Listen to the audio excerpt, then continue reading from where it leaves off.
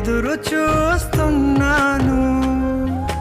నీవే ఏదైనా చేయాలంటూ నీ కార్యాలకై ఎదురు చూస్తున్నాను.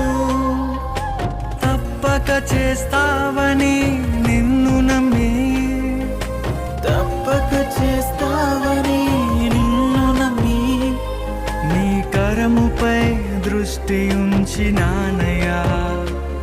నీ కరముపై దృష్టి ఉంచినానయ్యా.